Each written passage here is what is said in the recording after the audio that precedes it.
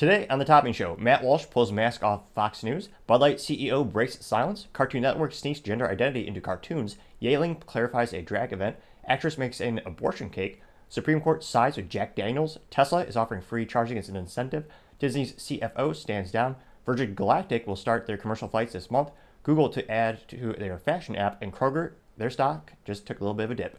All that and much, much more on the Topping Show.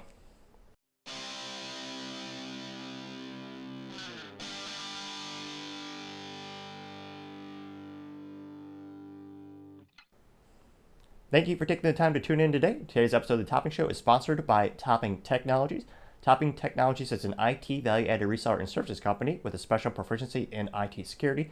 Heck, see their founder at least twice a day. Gotta say he's quite handsome and brilliant. He's me, that's a joke. If you're a business owner or an IT leader, you need a little assistance, you can reach the team at sales@toppingtechnologies.com. Other interesting culture news, you have Yuengling.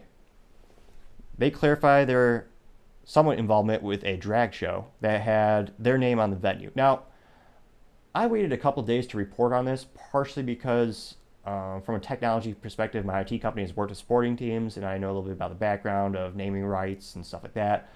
And we had a situation in which recently you had a drag show, which of course there were also children there, which again, not appropriate, just like strip clubs. And they had Yuengling as a title sponsor. Their name is on the venue. And immediately I kind of thought this is probably a venue sponsorship, not an event sponsorship. Now, you see this is a very popular thing for concerts, football stadiums, baseball stadiums, what have you. And it's a traditional agreement in which usually 1, 3, 5-year contracts or more, a manufacturer or a provider, or in this case a beer company, will say, hey, this is a cool concert stadium. We're going to give you a X amount of dollars. We put our logo on the stadium, and that way every event you have there is kind of de facto sponsored by us. We're sponsoring the venue. And it's a little disappointing to see a lot of people immediately attack Yuengling, thinking that they'd chosen to get political, when if you look at their track record, they're trying to stay out of these electrically charged cultural issues. They just want to make beer.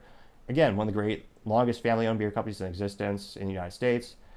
And they did finally clarify. So within about a day, they got back on the Twitter and said, hey, this was in fact a venue partnership. We give them a flat rate fee. We sponsored the venue. This was a specific event. We did not specifically actually target this event and try to sponsor a specific event. We're working with the venue so that our name is not associated with specific events, which was refreshing and inspired me to buy my first case of Yuengling beer. So when I have folks over for the podcast, they actually have something they have something a little bit more refreshing than usual to appreciate. And I think in terms of cultural significance, you should always thank these companies, and you vote with your dollar. I know a lot of folks who they don't want to get political on Twitter or LinkedIn. They're worried about their employer prosecuting them. One of the best things you do is vote with your dollar. And I couldn't help but notice last time, and again, empirical evidence, when I was at the Walmart recently, and again, this is Texas, the only place that there was a gap in the whole beer aisle, and again, those aisles are pretty darn big, the only gap where there was no product at all was the Yuengling glass beer bottles. Everything else had full stock.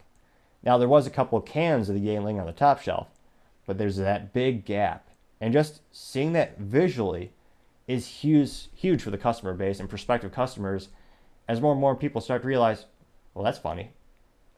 Bud Light used to sell out like gangbusters. They were the #1 selling beer in North America. Well, now no longer, it's Modelo. But it is, going back to the cultural significance of Yuengling, standing up for their beliefs. It is nice to see them, and I hope everyone rewards them with their business. As again, taking a stand is becoming more and more rare as most men abdicate from responsibility and cower and bend the knee. To stand up for what you believe in is something that I can appreciate, and it's a great family-owned company. I think I don't get any incentive from you buying their beer, but I think there's some good people over there, and they're worth fighting for. They're worth investing for. I want to thank you for taking the time to tune in today. It really helps me out. Don't forget to like, subscribe, and comment. Also share with your friends. Each one of those things greatly helps the channel grow and develop, and the more we can build the channel, the more we can reinvest back in the channel with exceptional content and technologies, maybe have some picture-in-picture someday. Also, don't forget to tell your family, tell your friends, tell your coworkers. Heck, Tell your enemies, tell anyone and everyone to stay safe and fight the good fight.